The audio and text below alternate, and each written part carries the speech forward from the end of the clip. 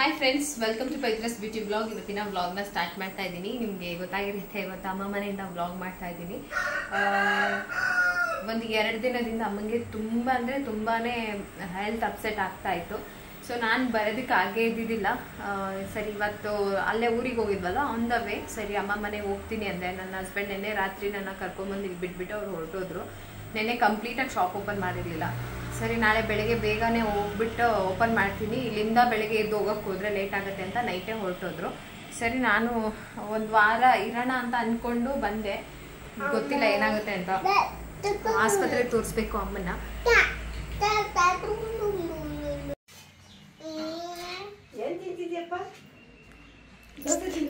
ಚಕ್ಲ ಬಕ್ಲ ಹಾಕಂಗೆ ಗೊತ್ತದ ನೋಡು. ಏಯ್, ನೀ ಯಾಕೆ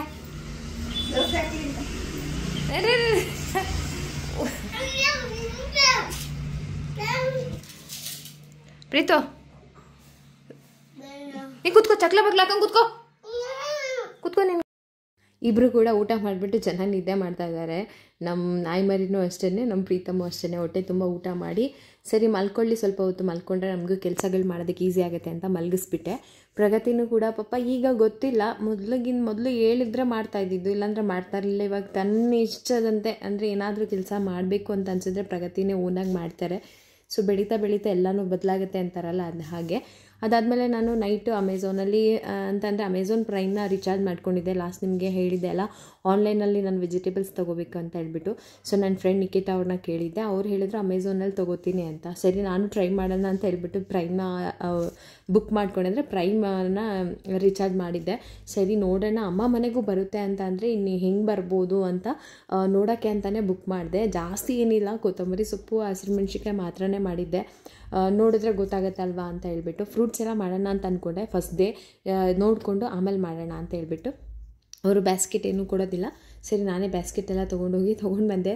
ನಮ್ಮಮ್ಮ ನೋಡಿ ಏನಂತಾರೆ ಅಂತ. ಅವ್ರಿಗಂತೂ ಇಷ್ಟನೇ ಇದ್ದಿದ್ದಿಲ್ಲ, ಚೆನ್ನಾಗಿ ಕೊಡಲ್ಲ, ಬೇಡ ಅಂತಿದ್ರು.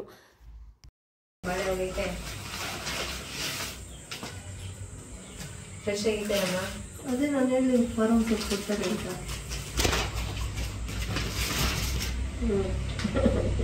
ಬೇಕು ಅಂದ್ರೆ ಮನೆ ಬಾಗಿಲಿಗೆ ತರ್ಸ್ಕೊಬೇಕಪ್ಪ. ಏನೇನು ತೋಟದಿಂದ ಅಷ್ಟಿಗೆ ಕೊಡ್ತಾರ.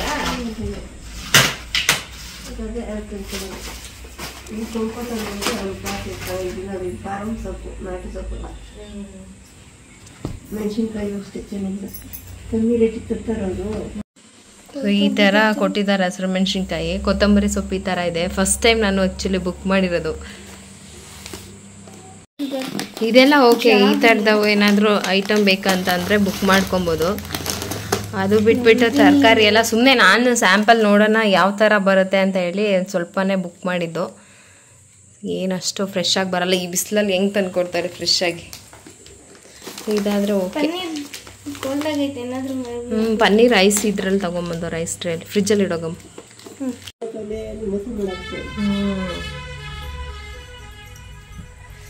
ಸುಮ್ಮನೆ ಫಸ್ಟ್ ಟೈಮ್ ತರಿಸಿದ್ದು, ನೋಡೋಣ ಹೆಂಗಿರುತ್ತೆ ಅಂತ ಹೇಳ್ಬಿಟ್ಟು ನೋಡೋಕ್ಕಿಂತಲೇ ತರಿಸಿದ್ದೆ. ಅಕಸ್ಮಾತ್ ಎಮರ್ಜೆನ್ಸಿಗೆ ಏನಾದರೂ ಅಮ್ಮಂಗೆ ಬುಕ್ ಮಾಡ್ಕೊಡೋಕ್ಕಾಗತ್ತೆ ಅಂತ. ಸೊ ಎಮರ್ಜೆನ್ಸಿಗೆ ತೊಗೊಬೋದು ಅಷ್ಟೇ. ನಾಳೆ ಬೆಳಗ್ಗೆಗೆ ಇವ್ರು ಕೊಟ್ಟಿರೋ ಟೈಮಿಂಗ್ಸ್ಗೆ ನಾವೇ ಶಾಪ್ ಹತ್ರ ಹೋಗಿ ತೊಗೊಂಬರ್ಬೋದು, ಅಷ್ಟಾಗುತ್ತೆ. ಈ ಥರ ಏನಾದರೂ ರೇಷನ್ ತೊಗೊತೀವಿ ಅಂತ ಅಂದರೆ ಓಕೆ. ಫಾರಮ್ ಸೊಪ್ಪು ಅಂತ ಹೇಳಿ ಬರೋದು, ಆ ಥರ ಬರೋಲ್ಲ, ಬೇರೆ ದಪ್ಪ ನಾಟಿ ಸೊಪ್ಪಿಗೆ ಸಣ್ಣ ಬರ್ತದೆ ಈ ಥರ. ನಮ್ಮಮ್ಮ ಫಾರಮ್ ಸೊಪ್ಪನ್ನ ದನಿಗೆ ಹಾಕ್ತಾರೆ, ಅವ್ರು ತಿನ್ನಲ್ಲ. ಡಾಕ್ಟ್ರಿಗೆ ಹೇಳಿಲ್ವಾ ತಂದು ಕೊಡ್ತಾರೆ ಅಂತ ಗೊತ್ತಾಗ. ನೋಡೋಣ ಇಲ್ಲಿಗೆ, ಅದು ಅಮ್ಮರ ಮನೆಗೆ ಡೆಲಿವರಿ ಬರುತ್ತೆ ಅಂತ ಅಂದ್ರಲ್ಲ. ಸರಿ, ಹೆಂಗಿರುತ್ತೆ, ಅಕಸ್ಮಾತ್ ಎಮರ್ಜೆನ್ಸಿಗೆ ಯಾವಾಗಾದ್ರೂ ಬುಕ್ ಮಾಡಕ್ಕೆ ಬೇಕಾಗತ್ತೇನೋ ಅಂತ ಬುಕ್ ಮಾಡಿದ್ದು. ಹೆಣ್ಮಕ್ಳ ಜೀವನನೇ ಹಾಗೆ ಅಲ್ವಾ. ಹುಟ್ಟಿದಾಗ ಅಮ್ಮನ ಮನೇಲಿ, ಮದುವೆ ಆದಮೇಲೆ ಗಂಡನ ಮನೇಲಿ, ಮದುವೆ ಆದಮೇಲೆ ಮಕ್ಳಿಗೋಸ್ಕರ ಹೀಗೆ ಜೀವನ ಪೂರ್ತಿ ದುಡಿತಾನೆ ಇರ್ತಾರೆ. ಸೊ ಅದ್ರಲ್ಲಿ ಗೊತ್ತಿಲ್ಲ ಯಾಕೋ ಅನ್ಎಕ್ಸ್ಪೆಕ್ಟೆಡಾಗಿ ನಮ್ಮಮ್ಮ ಜಾಸ್ತಿನೇ ಕೆಲಸ ಮಾಡಿಬಿಟ್ಟಿದ್ದಾರೆ. ವಯಸ್ಸಿದ್ದಾಗ ತುಂಬ ಅಂದರೆ ಜಾಸ್ತಿ ಕೆಲಸ ಮಾಡಿದ್ದಾರೆ ಅಂತ. ಇವಾಗ ಅದೆಲ್ಲ ತುಂಬ ಎಫೆಕ್ಟ್ ಆಗಿಬಿಟ್ಟಿದೆ. ಮದುವೆ ಆದಮೇಲೂ ಅಷ್ಟೇ, ಇವಾಗಲೂ ಅಷ್ಟೇ, ಅವರು ಸುಮ್ಮನೆ ಇರೋದೇ ಇಲ್ಲ, ಹೆವಿ ಕೆಲಸ ಮಾಡ್ತಾರೆ. ಅಂದರೆ ಕೆಪಾಸಿಟಿಗೂ ಮೀರಿ ಕೆಲಸ ಮಾಡ್ತಾರೆ. ಬಹುಶಃ ಇದಕ್ಕೆ ಈ ಥರ ಎಲ್ಲ ಆಗಿದೆಯೋ ಏನೋ ಗೊತ್ತಿಲ್ಲ. ನನಗಂತೂ ಏನು ಮಾಡಬೇಕು ಅಂತಲೇ ಗೊತ್ತಾಗ್ತಾ ಇಲ್ಲ. ಅಂದರೆ ನಮಗೆ ಗೊತ್ತಿಲ್ಲ ಯಾರು ಹಾಸ್ಪಿಟ್ಲ್ ಅಡ್ಮಿಟ್ ಮಾಡ್ಕೊಂಡಿದ್ದು, ಅದು ಇದು ಈ ಥರ ಕಾಯಿಲೆ ಏನನ್ನೂ ನಾವು ಹ್ಯಾಂಡಲ್ ಮಾಡಿ ನಮಗೆ ರೂಢಿನೇ ಇಲ್ಲ. ಏನು ಮಾಡಬೇಕಂತ ದಿಕ್ಕೇ ತೋರಿಸಲ್ಲ ನನಗಂತೂ. ಇದು ನೆಲದವರೆಕಾಯಿ ಅಲ್ವೇನಮ್ಮ? ನೆಲವರೆಕಾಯಿ ನೆಲದವರೆಕಾಯಿ ಅಲ್ವಾ? ನೆಲ್ಲವರೆಕಾಯಾ? ನೆಲ್ಲವರೆಕಾಯಿ ಇದರಲ್ಲೇ ಬಸ್ಸಾರು ಮಾಡ್ಬೋದು. ಅದಕ್ಕೆ ಇವತ್ತು ನಾನೇ ಬಸ್ಸಾರು ಮಾಡೋಣ, ಮುದ್ದೆ ಮಾಡ್ಕೊಡೋಣ. ನಮ್ಮ ಅಮ್ಮಂಗೆ ಫುಲ್ಲು ಸುಸ್ತಾಗ್ಬಿಟ್ಟಾರೆ ಅಂತ ಹೇಳಿ ಸಾಂಬಾರು ಮಾಡ್ತಾ ಇದ್ದೀನಿ. ನಮ್ಮಮ್ಮ ಹಂಗೆ ಏನು ಗೊತ್ತಾ, ನಾವು ಏನಾದ್ರು ಮಾಡಿದ್ರೆ ಇಷ್ಟಪಡೋಣ ಟೇಸ್ಟ್ ಅದು ಹಿಂಗೆ ಇರಲಿ, ಅವ್ರ ಕೈ ಊಟ ಅವ್ರಿಗೆ ಇಷ್ಟ. ಅದಕ್ಕೆ ಸ್ವಲ್ಪ ಹಿಂದೆ ಮುಂದೆ ನೋಡೋದು ಅಡುಗೆ ಮಾಡೋದಕ್ಕೆ. ಸಿಕ್ಕಾಪಟ್ಟೆ ಗಾಡಿ ಓಡಾಡ್ದವ ನಮ್ಮ ಮನೆ ಮುಂದೆ.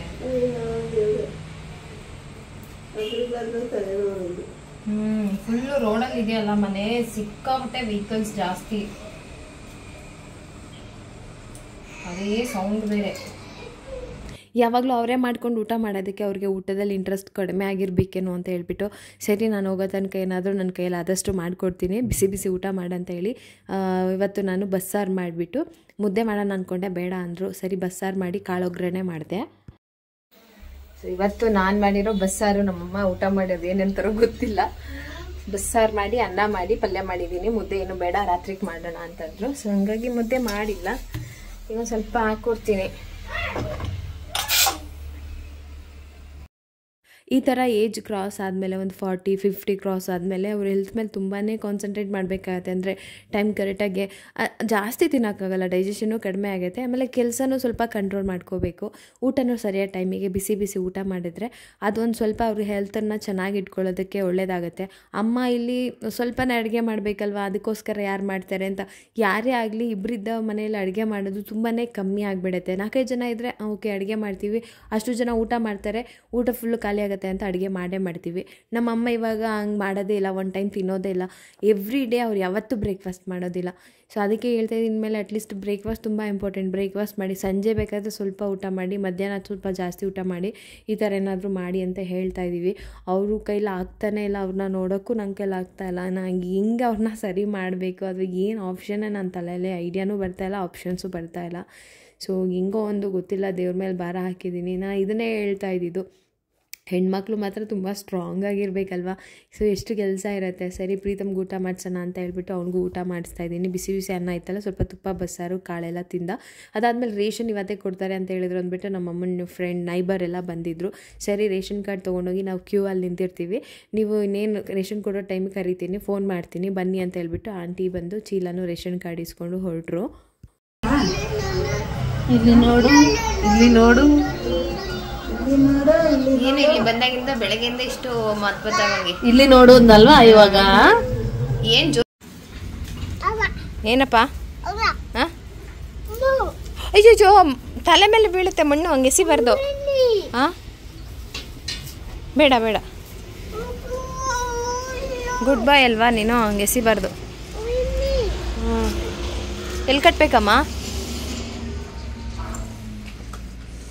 ಕೊಡಮೇಲಿ ಕೊಡು, ಬಿಡು ನಾನು ಕಟ್ಬತ್ತೀನಿ. ಭಕ್ತ ಬಿಡು ನನಗೆ.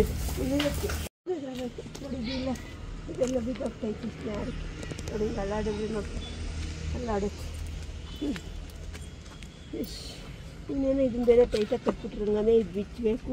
ಮಗನಿಗೆ ಮಣ್ಣಲ್ಲಿ ಆಡಕ್ಕೆ ಒಳ್ಳೆ ಚಾನ್ಸು. ಹಾಂ ತಲೆ ಮೇಲೆ ಮಾತ್ರ ಹಾಕೊಂಬಾರ್ದು ಪ್ರೀತಮ್, ಮಣ್ಣು ಕಣ್ಣಿಗೆ ಹೋಯ್ತು ನೋಡು ಅಮ್ಮ, ನೋಡು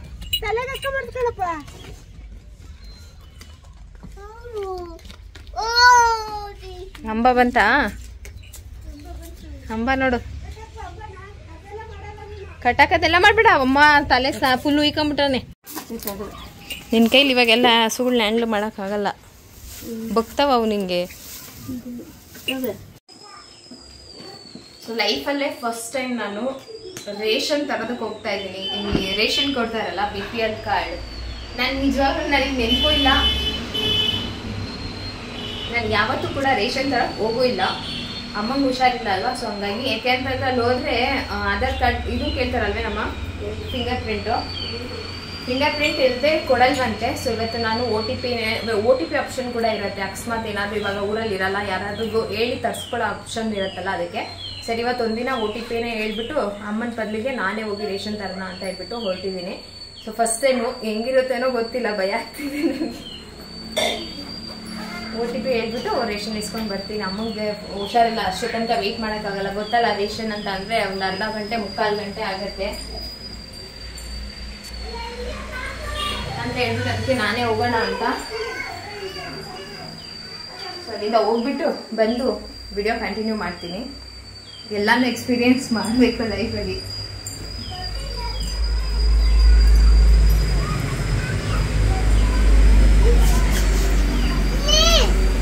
ಫಿಂಗರ್ ಪ್ರಿಂಟ್ ಆಪ್ಷನಲ್ದಲ್ಲೇ OTPಲೂ ಕೊಡ್ತಾರೆ ಅಂದರೆ ಅವ್ರ ಕೈಲಿ ಎದ್ದೇಳೋಕ್ಕೆ ಆಗ್ತಾ ಇರಲಿಲ್ಲ. ಸರಿ ಆಯಿತು, ನಿನ್ನ ಕೈಲಿ ಇವತ್ತು ಹೋಗೋಕ್ಕಾಗಲ್ಲ, ಕ್ಯೂ ಅಲ್ಲಿ ನಿಂತ್ಕೋಬೇಕು, ಮತ್ತೆ ಮಂಡಿ ನೋವು ಆಗ್ತದಲ್ಲ, ಮತ್ತೆ ತುಂಬ ಹೊತ್ತು ನಿಂತ್ಕೊಳ್ಳೋದೆಲ್ಲ ರಿಸ್ಕ್ ಅನಿಸುತ್ತೆ ಅಂತ ಹೇಳ್ಬಿಟ್ಟು ಸರಿ ನಾನೇ ಹೋಗ್ತೀನಿ ಅಂತ ಹೇಳಿ ನಾನೇ ಹೊರಟೆ. ಅಮ್ಮನ ಫೋನ್ ತೊಗೊಂಡು OTP ಕೊಟ್ಟರೆ ನಾನು ಕ್ಯೂ ಅಲ್ಲಿ ನಿಂತ್ಕೊಂಡಿದ್ದು ರೇಷನ್ ತೊಗೊಂಡು ಬರ್ತೀನಿ ಅಂತ ಹೇಳ್ಬಿಟ್ಟು. ನಮ್ಮ ಅಮ್ಮಂಗೆ ಈ ಥರ ಎಲ್ಲ ನಮ್ಮನ್ನು ಯಾವತ್ತೂ ಕಳಿಸೇ ಇಲ್ಲ. ಒಂಥರ ಅವ್ರಿಗೂ ಕೂಡ ಬೇಜಾರಿಲ್ಲ, ನಾನೇ ಹೋಗ್ತೀನಿ ಅಂತಿದ್ರು. ತೊಂದರೆ ಏನಿಲ್ಲ, ನಾನು ಹೋಗ್ತೀನಿ ಅಂತ ನಾನೇ ಹೋದೆ. ರೇಷನ್ ಡಿಪೋಗೆ ಹೋಗಿ ಫಸ್ಟ್ ಟೈಮ್ ರೇಷನ್ ತಗೊಂಡ್ಬಂದಿದ್ದೀನಿ. ಇದು ರೋಡಲ್ಲಿ ಬಿದ್ದಿತ್ತು ದಾರ, ನಾನೇ ತಗೊಂಡ್ಬಂದೆ. ನನ್ನ ಗಾಡಿ ಕಳಿಸ್ತಾರೆ. ಹೇಳಿದ್ರು ನಾನು ಹೆಂಗೋ ನಾನು ಹುಡುಗಿ ನಡ್ಕೊಂಡು ಹೋಗಂಟಿ ನೀವ್ಯಾರನ್ನ ಒಬ್ರು ಅಂದೆ.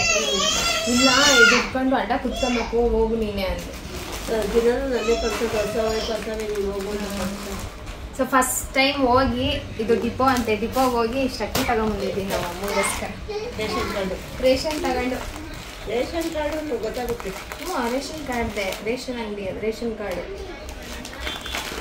ಇವೆರಡು ಕಾರ್ಡ್ ಕೊಟ್ಟರು. ಇದಕ್ಕೆ ಕಮ್ಮಿ ಪ್ರೈಸಲ್ಲಿ ದುಡ್ಡು ಕೊಟ್ಟರೆ ಕೊಡ್ತಾರೆ. ಚೆನ್ನಾಗವಮ್ಮ.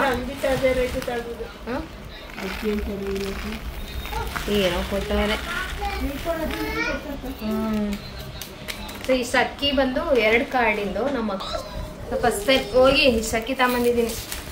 ನಮ್ಮ ಅಮ್ಮನೇ ಕ್ಲೀನ್ ಮಾಡ್ಕೋಬೇಕು. ಉದ್ದಿನಬೇಳೆನ ಹೆಸರು ಕಾಳು ಇತ್ತು. ಅದನ್ನ ಬಾಯಿ ಕಟ್ಟಿ ಮಂಚದ ತಿಳಿಸು, ಯಾವಾಗ ಮಾಡ್ಕೊಂತೀನಿ. ಎಷ್ಟು ತನಕ ಕ್ಯೂಲ್ಲಿ ನಿಂತ್ಕೊಳ್ಳೋದು.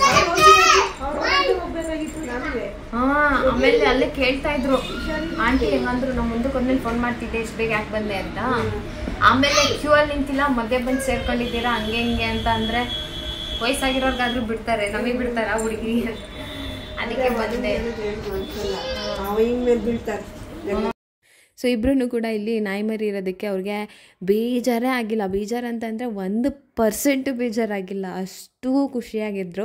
ಸರಿ ಮಕ್ಕಳು ಖುಷಿ ಮುಂದೆ ಇನ್ನೇನು, ನನ್ನ ಮಕ್ಳಿಗೆ ಏನು ದೊಡ್ಡದು ಕೇಳಿ ಅವ್ರು ಖುಷಿ ಪಡೋದಿಲ್ಲ, ಇಷ್ಟು ಪುಟ್ಪುಟಾಣಿ ವಿಚಾರಕ್ಕೆ ಖುಷಿ ಪಡ್ತಾರೆ. ಸರಿ ಹಿಂಗೋ ಅಮ್ಮನ ಜೊತೆ ನಾನು ಒಂದು ವಾರ ಟೈಮ್ ಕಳ್ದಂಗೆ ಆಗುತ್ತೆ ಅಂತ ಹೇಳ್ಬಿಟ್ಟು ಸರಿ ಆಯಿತು, ಒಂದು ವಾರ ಇಲ್ಲೇ ಇರೋಣ. ಸ್ಕೂಲಿಂದ ಏಪ್ರಿಲ್ 1ನೇ ತಾರೀಕು ತನಕ ಇಲ್ಲ, ಅಲ್ಲಿವರೆಗೂ ಇಲ್ಲೇ ಇದ್ಬಿಡೋಣ, ಅಮ್ಮನ್ನು ನೋಡ್ಕೊಳಕ್ಕಾಗತ್ತೆ. ಎಮರ್ಜೆನ್ಸಿ ಏನಾದರೂ ಬೇಕಂದರೆ ತರೋದಕ್ಕೆ ಕೊಡೋದಕ್ಕಾಗತ್ತೆ ಅಂತ ಹೇಳ್ಬಿಟ್ಟು ನಾನು ಇಲ್ಲೇ ಇರೋಣ ಅಂತ ಹೇಳ್ಬಿಟ್ಟು ಸುಮ್ಮನಾದೆ. ಚೈನಾ ಭಾಷೆ ಮಾತಾಡ್ತಾರೆ. ಚೈನಾ ಭಾಷೆ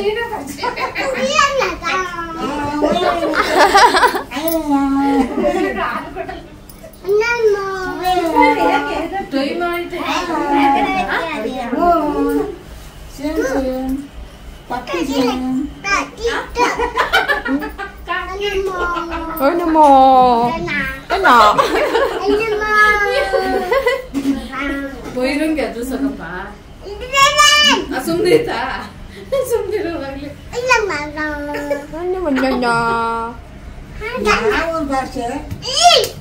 ಬಂದಾಗಿಂದ ಏನ್ ತಾನಂತೆ ಗಲಾಟೆ ಮಾಡ್ಬೇಡ ಅಂತ ಹೇಳು. ಅಮ್ಮ ನಮ್ಮನೇಲಿ ಐತೆ ಅಮ್ಮ ಬೈರಾ ಅದೇ ನೋಡ್ದೆ ಈಗ.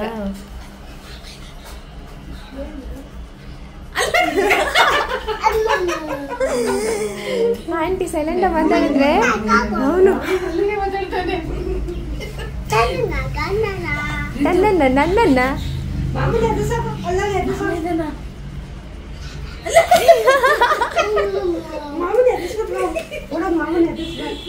ನಮ್ಮ ಮನೇಲಿ ತುಂಬಾ ಏನ್ ಸೈಲೆಂಟ್ ಆಗಿರ್ತಾನೆ ಪ್ರೀತಮ್. ಇಲ್ಲಿ ಬೆಳಗ್ಗೆಯಿಂದ ಅವ್ನ್ ಬಾಯಿ ಮುಚ್ಚು ಇಲ್ಲ, ಬಾಯಿ ಬ್ರೇಕೇ ಹಾಕಿಲ್ಲ. ಹಿಂಗೆ ಅವನ್ ಭಾಷೆಲಿ ಅವ್ನ್ ಮಾತಾಡ್ತಾನೆ ಇದ್ದಾನೆ. ನೋಡ್ಬೇಕು ಇದೊಂದು ವಾರದಲ್ಲಿ ಗಂಟ್ಲೆಲ್ಲ ಇದು ನಾನು ಇಡೀ ಊರಲ್ಲಿ ಇವನೊಬ್ಬಂದೇ ಸೌಂಡ್ ಕೇಳಿಸ್ಬೇಕು, ಅಷ್ಟು ಕಿರ್ಚ್ತಾ ಇದ್ದಾನೆ, ಅಷ್ಟು ಸೌಂಡು. ಇನ್ನೊಂದು ವಾರದಲ್ಲಿ ನಾಯಿ ಮರಿಗೆ ಮಾತಾಡೋಕೆ ಕಲಿಸ್ಬಿಡ್ತಾನೇನೋ ಅವನೇ.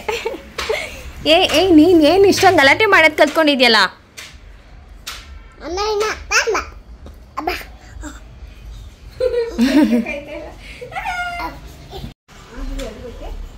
ಏನಮ್ಮ?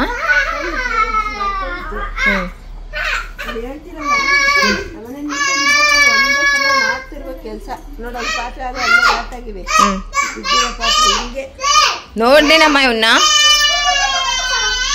ಯಪ್ಪ ಗಂಟ್ಲು ಏನಾಗಿರ್ಬೇಕು ಇವನ್ಗೆ.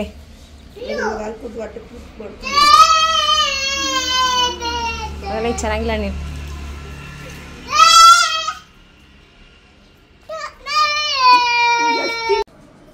ಹಂಗೆ ಇವಾಗ ಬಿಸಿ ಮುದ್ದೆ ಮಾಡೋಣ ಅಂತ ಅನ್ಕೊಂಡೆ. ಆಮೇಲೆ ಫಸ್ಟ್ ಟೈಮ್ ಹೋಗಿರೋದು ಡಿಪೋಗೆ, ಆಮೇಲೆ ಅಕ್ಕಿ ತರಕ್ಕೆ ಅಂತ ತಪ್ಪಿಲ್ಕೋಬೇಡಿ.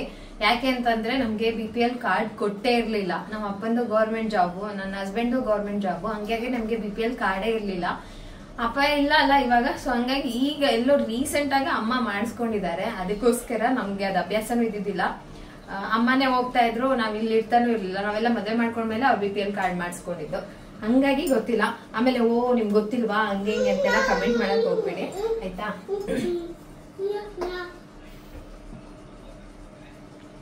ರಾಗಿ ಮುದ್ದೆ ಮಾಡ್ಕೊಡ್ತೀನಿ. ಟೈಮ್ ಆಗೋಗಿದೆ. ನಮ್ಮಮ್ಮ ನಾವು ಬಂದಾಗೆಲ್ಲ ಪ್ರತಿ ಸಲ 7:30 8 ಗಂಟೆಗೆಲ್ಲ ಅಡುಗೆ ಮಾಡ್ಬಿಡ್ತಾರೆ. ನಾವು ನೋಡಿ 9:30 ಮಾಡಿದೀವಿ. 9 ಕಾಲಾಯ್ತು. ಹಿಂಗೆ ಮಾತಾಡ್ತಾ ಟೈಮ್ ಹೋಗೋದೇ ಗೊತ್ತಾಗೋದಿಲ್ಲ ಅಲ್ವಾ. ಹಾಗೆ ಲಾಸ್ಟ್ ಟೈಮು ನಿಮ್ಗೆ ಹೇಳಿದಲ್ಲ ಅಮ್ಮಗೆ ಕಾಲ್ ನೋವಾಗಿದೆ ಅಂತ ಹೇಳ್ಬಿಟ್ಟು, ಅದಕ್ಕೆ ಅವರು ಹಾಸ್ಪಿಟಲ್ಗೆ ಹೋಗಿದ್ರಂತೆ. ಹಾಸ್ಪಿಟಲ್ಗೆ ಹೋದಾಗ ಅವ್ರು ಹೇಳಿದ್ದಾರೆ ಡಾಕ್ಟರ್ಸು ಅಮ್ಮನ್ಗೆ ಸ್ಕ್ಯಾನಿಂಗ್ ಮಾಡಿಸ್ಬೇಕಂತ ಹೇಳಿದ್ರು. ಸರಿ ಆಯ್ತು ಸ್ಕ್ಯಾನಿಂಗ್ ಮಾಡಿಸ್ಬೇಡೋಣ, ಕಾಲ್ ಬೇರೆ ಊತ ಬಂದಿದೆ ಅಂತ ಹೇಳ್ಬಿಟ್ಟು ಅಮ್ಮ ಸ್ಕ್ಯಾನಿಂಗ್ ಮಾಡಿಸಿದ್ದಾರೆ. ಇವಾಗ ಹೇಳ್ತಾ ಇದಾರಂತೆ ಏನಮ್ಮ ಅದು ಮೂಳೆ ಸವದ್ಬಿಟ್ಟಿದೆ, ಅದ್ರ ಜೊತೆಗೆ ಏನು ಮಂಡಿಲಿ ನೀರು ಕೀವ್ ಅಂತ ಹೇಳಿದ್ರಮ್ಮ, ನೀರ್ ಅಂತ ಹೇಳಿದ್ರ, ನೀರಾ ಮಂಡಿಲಿ ನೀರ್ ತುಂಬಿಕೊಂಡಿರೋಕ್ಕೆ ಊಟ ಬಂದಿರೋದು. ಮಂಡಿಲಿ ನೀರ್ ತುಂಬ್ಕೊಂಡ್ಬಿಟ್ಟಿದೆ. ಮತ್ತೆ ಮಮ್ಮಿ ನಿನ್ಗಿಂತ ಅವನ್ನೇ ಜಾಸ್ತಿ ಸೌಂಡ್.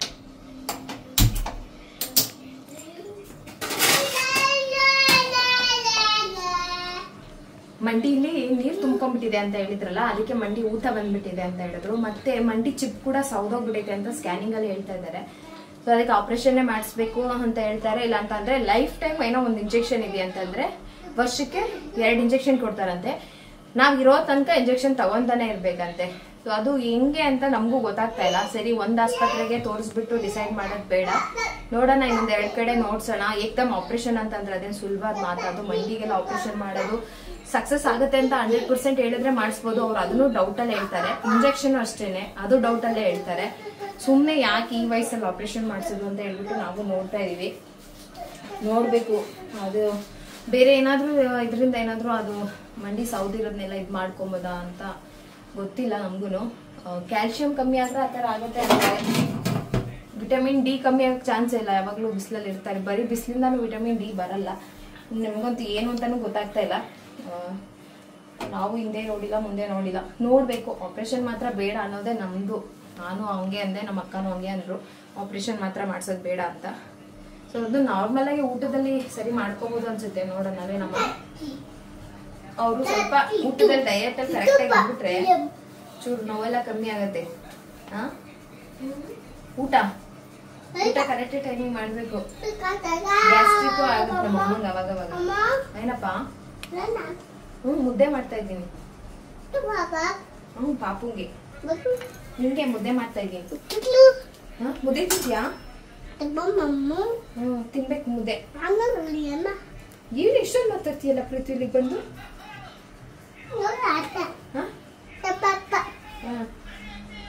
ಮುದ್ದೆ ತಿನ್ಬಿಡು. ಬಸ್ಸಾರು ಮುದ್ದೆ, ಪಲ್ಯ ಇದೆ ಹಂಗೆ. ಅಮ್ಮ ಮೊಟ್ಟೆ ತರ್ಸ್ಲಾ? ಹೊಟ್ಟೆ ಉರಿಲ್ಲ.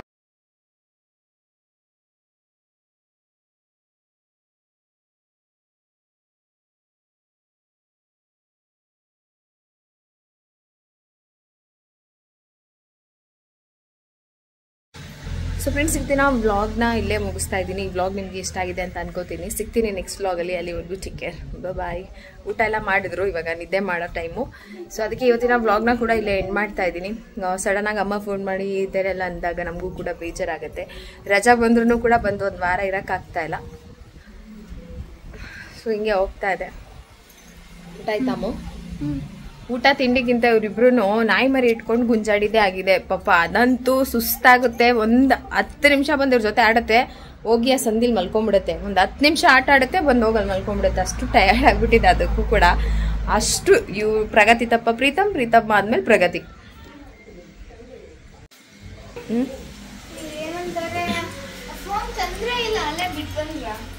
ನೋಡಿ ಡಿಸ್ಟರ್ಬ್ ಆಯಿತು. ಎದಂತು ಅಲ್ಲೆಲ್ಲ ಮ್ಯಾಟ್ ಹಾಕಿದ್ರು ಅದು ಮಲ್ಕೊಳ್ಳೋದೆ ಬಂದು ಅಲ್ಲಿ. ಬೇಸಿಗೆ ಅಲ್ವಾ,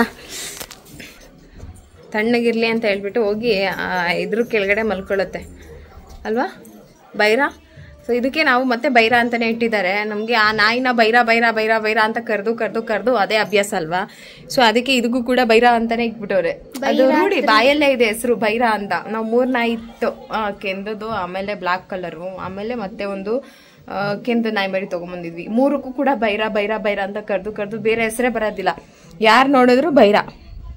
ಅದಕ್ಕೆ ಇದು ಬೈರ 4th ನಾಯಿ ಇದು. ಅದಕ್ಕೂ ಬೈರ ಅಂತಾನೆ ಇಟ್ಬಿಟ್ಟಿದೀವಿ. ಬೈರ ಸಖತ್ತು ಆಟ ಆಡತ್ತೆ. ಇನ್ನು ಮರಿ ಅಲ್ವಾ, ಜಾಸ್ತಿ ಓಡಾಡುತ್ತೆ, ನಮ್ಗಿಂತ ಫಾಸ್ಟ್ ಓಡಾಡುತ್ತೆ. ಬಟ್ ಇದಕ್ಕೆ ಪ್ರೀತಮ್ ಅಂದ್ರೆ ತುಂಬಾ ಇಷ್ಟ. ಪ್ರೀತಮ್ಮನಂತೂ ತಲೆ ಮೇಲೆಲ್ಲ ಹತ್ತು ಕುಣಿತಾ ಇರತ್ತೆ ಅಲ್ವಾ ಬೈರ. ಹೋಗಿ ಮಲ್ಕೋ. ಬಾಯ್, ಗುಡ್ ನೈಟ್. ಸಿಗ್ತೀನಿ ನೆಕ್ಸ್ಟ್ ವ್ಲಾಗಲ್ಲಿ. ಎಲ್ಲಿವರೆಗೂ ಟೇಕ್ ಕೇರ್, ಬಾಯ್.